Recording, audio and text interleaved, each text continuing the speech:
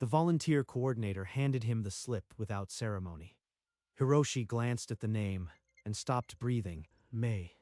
Room 312. A name he had buried 15 years ago. It can't be her. It's just a coincidence. But his feet carried him down the corridor anyway, to the door with that number. His hand trembled on the handle. He hadn't said her name aloud since high school. He pushed the door open. The afternoon light fell on a woman sitting up in bed, too thin, too pale. The face was older, worn by illness, but those hazel eyes were unmistakable. I hoped it'd be you. She asked for me by name.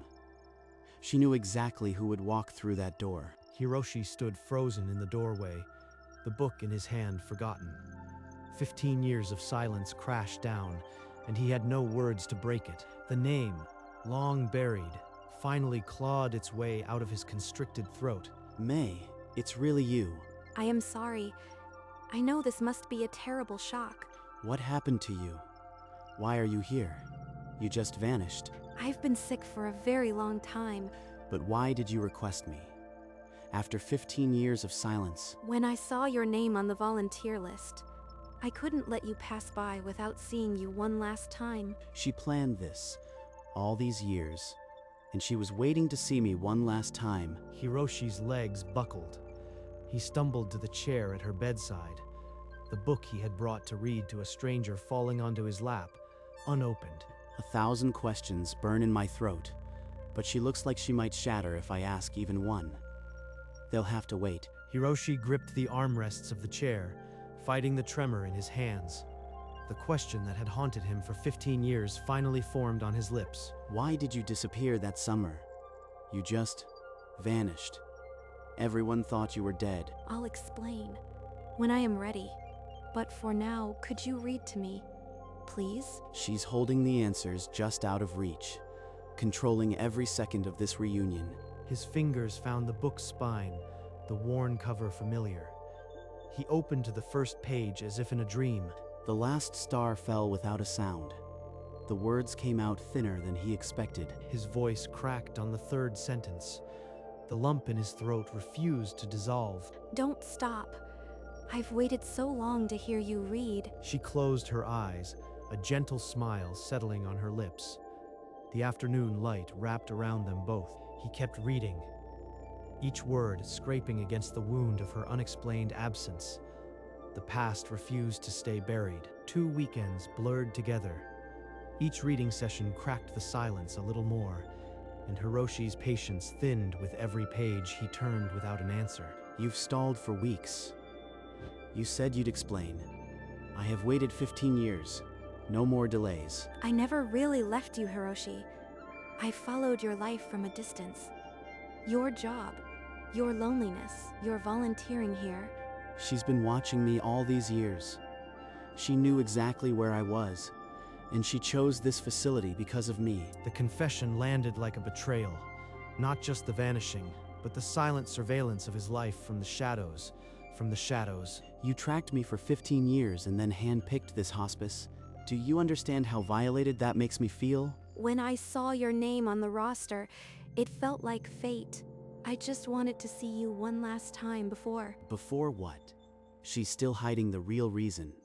This whole reunion is a stage she's directing. He shoved the book onto the nightstand and stood, the chair scraping against the floor.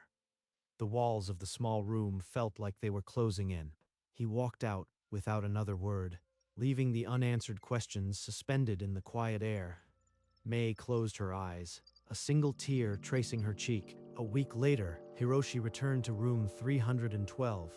He sat down without a word, the weight of grief replacing his anger. I came back. Not because I've forgiven you, but because I can't leave without knowing why. I started getting sick the summer I disappeared. Dizzy spells, joint pain. The doctors were puzzled for months. She was ill even before she left. All this time, I assumed she simply walked away from us. The memory of their old park bench surfaced, her head on his shoulder. The future a distant, untroubled dream. She had hidden the hospital letters in her desk drawer, an expert at smiling through the constant pain. Once, he found a crumpled appointment slip in her notebook. She laughed it off as routine. He believed her. When the diagnosis came, I had to choose. I couldn't let you see me like that. So I removed myself. You decided for both of us. That wasn't your choice to make alone. I'll explain more when I have the strength. Today, I've already said too much. A soft knock interrupted the fragile silence. A nurse with kind eyes slipped inside, balancing a tray of medication. Naomi, this is Hiroshi, the volunteer who's been reading to me. I've heard a lot about you. May's been looking forward to your visits. Thank you for taking care of her. You seem very gentle with the patients. Naomi's hands moved with practiced gentleness as she checked May's pulse, her smile never wavering. She slipped out as quietly as she had entered, leaving them alone again in the afternoon light. Naomi is very kind, isn't she? I've noticed how she treats everyone here. Why is she pointing that out now? Like it's important. This illness, it's chronic. It has been taking pieces of me for years.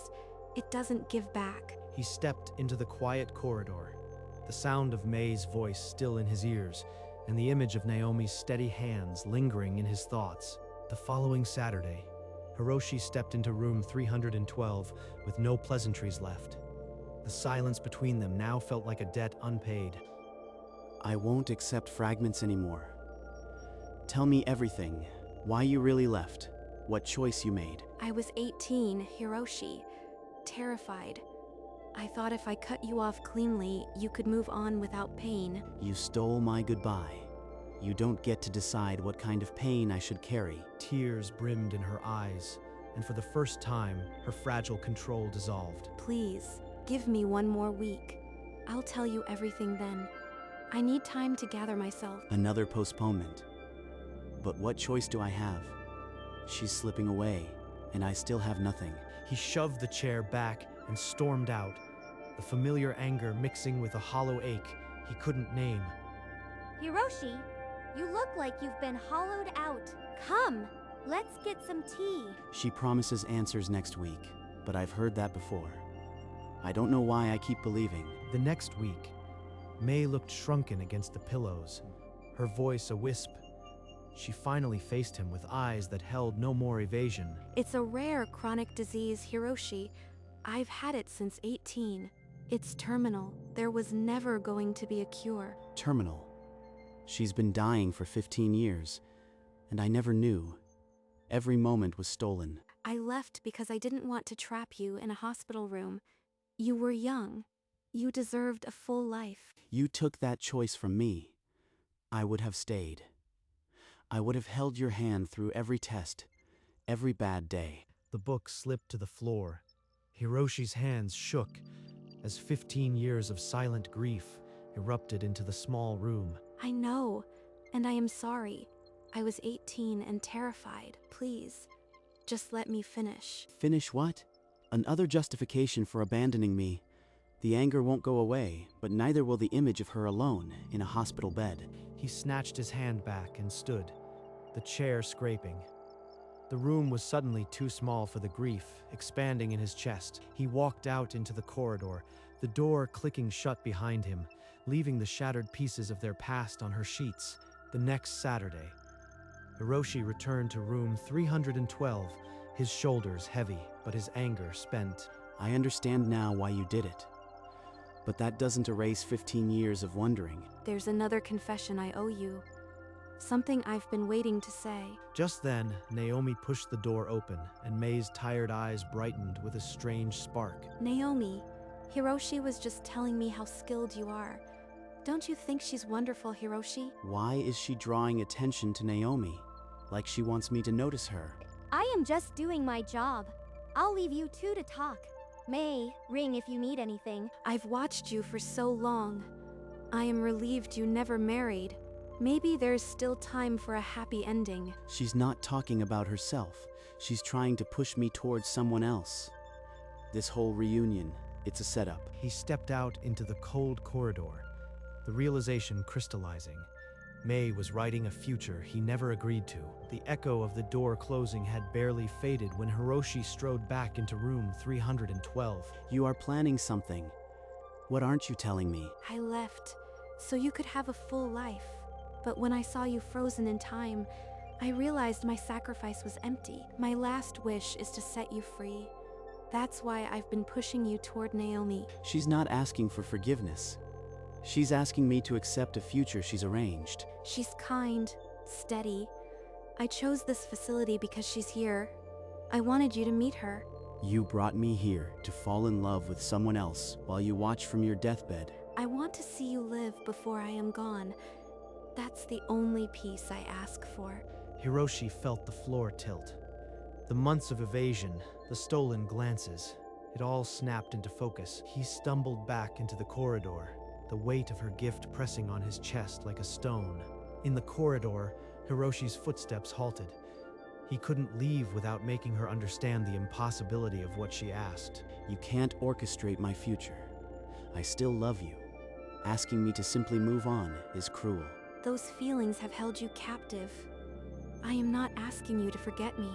I am asking you to stop freezing time. She's right. I've been frozen, but this feels like giving up on her. Now you know. Please, don't throw away a chance at happiness out of loyalty to a memory. He turned away, the soft click of the door sounding final. His feet moved, but his heart stayed in that sunlit room down the hall. Naomi stepped out of the nurse's station. Their eyes met, and she hesitated, as if reading the storm on his face. I can't face her. Not with May's request still echoing. Naomi called out, concern lacing her voice, but he shook his head and quickened his pace. He pushed through the main doors into the cold afternoon, the weight of her gift crushing, the first cracks of doubt widening into something he couldn't name. The hospice garden was silent except for the distant clang of a wind chime. Hiroshi sat on the same bench, his head in his hands. You know, May told me what she's doing, the matchmaking. At first, I thought it was just her medication talking. She knows? She's been part of this all along? But the more I listened, the more I admired her courage.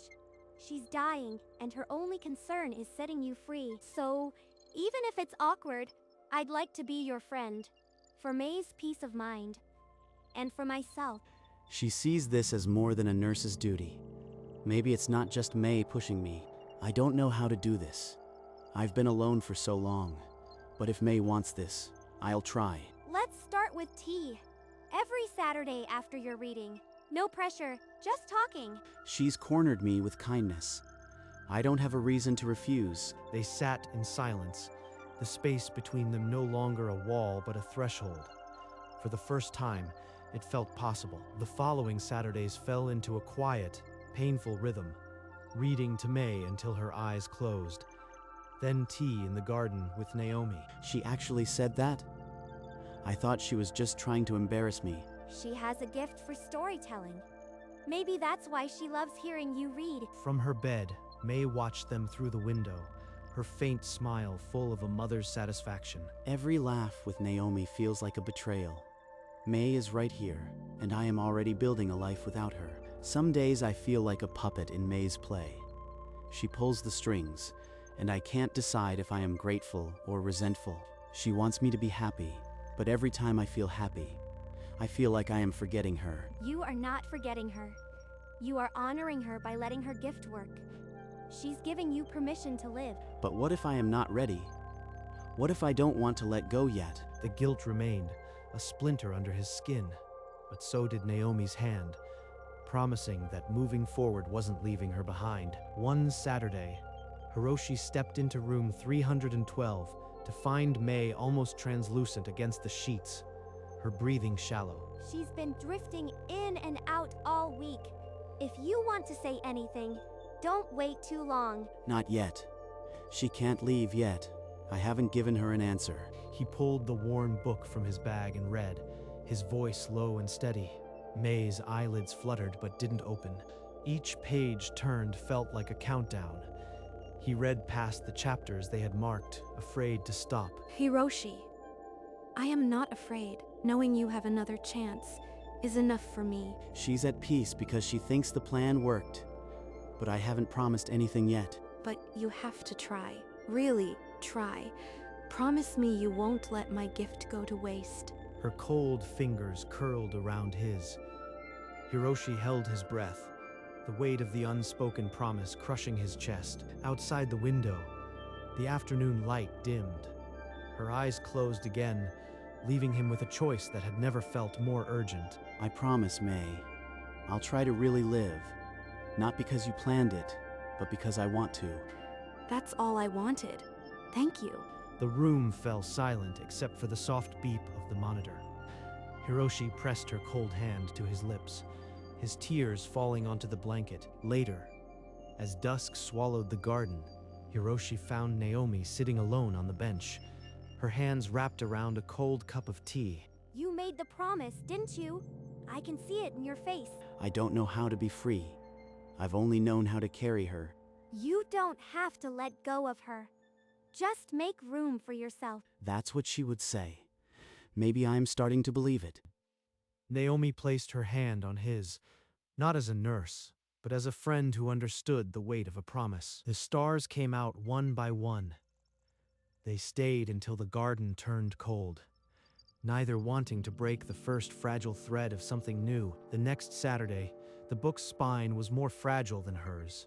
He opened it to the penultimate chapter, the pages thin from years of rereading. And so the last ember faded.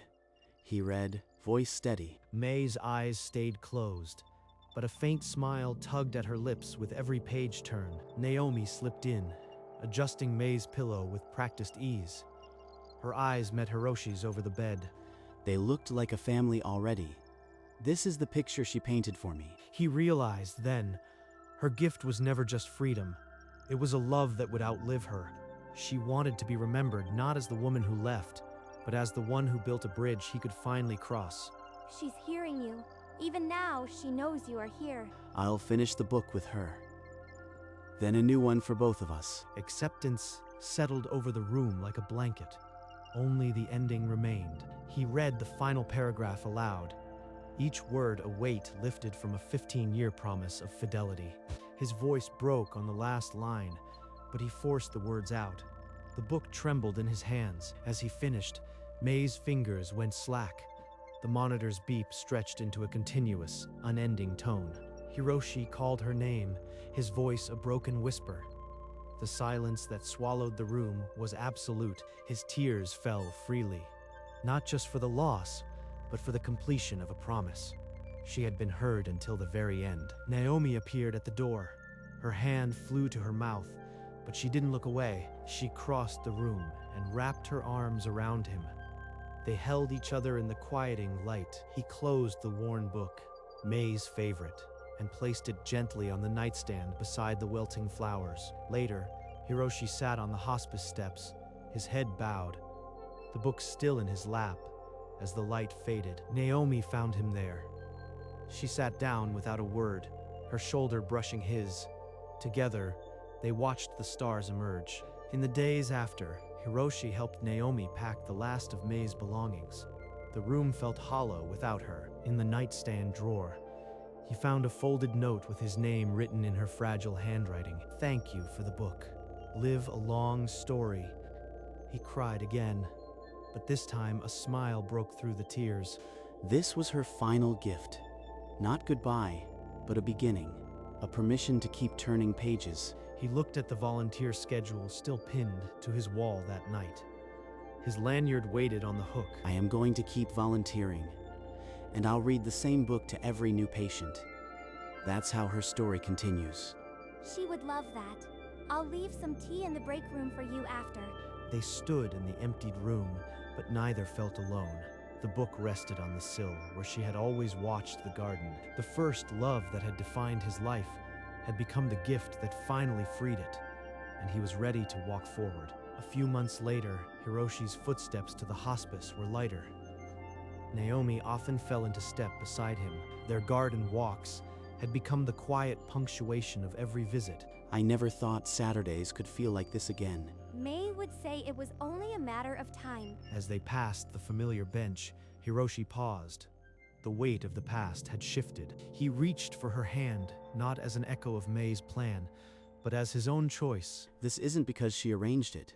It's because I want to. Naomi's fingers tightened around his. A tear glimmered. but her smile was steady. They stood in the same garden where he had first understood, now stepping into a story of their own. May's last gift had been this: the courage to begin again. They visited her grave on a morning that felt like a promise. Fresh white flowers rested in Naomi's arms. Hiroshi knelt, placing the bouquet carefully, then sat back on his heels beside Naomi. This is the book I read to her. She loved the ending because it promised nothing truly ends. I finally understand what love is. Not holding on, but making sure the other person can keep living. His voice was steady, carrying the lesson she had written into every chapter of her quiet plan. Naomi rested her head on his shoulder, tears mingling with a soft smile. They sat in silence, the breeze rustling the petals, as if May was answering. She's not in this grave. She's in the life I am finally living. He took Naomi's hand, and they walked back together. The weight of goodbye transformed into a quiet gratitude. The first love that had defined his life had become the gift that freed it. 1 year later, Hiroshi stepped into the hospice with the same worn book. The lanyard around his neck felt lighter. Naomi, now his wife, met him at the entrance. She pressed a kiss to his cheek. Her fingers brushed his lanyard, straightening it with the care of habit. She smiled the warm, knowing smile that had first caught May's attention. He walked to a new room. An elderly man sat by the window, frail but expectant. I am here to read, if you'd like. The man nodded, and Hiroshi opened the book. The first chapter greeted him like an old friend. His voice flowed, steady and full, carrying the life May had given him back. Naomi lingered in the doorway, watching.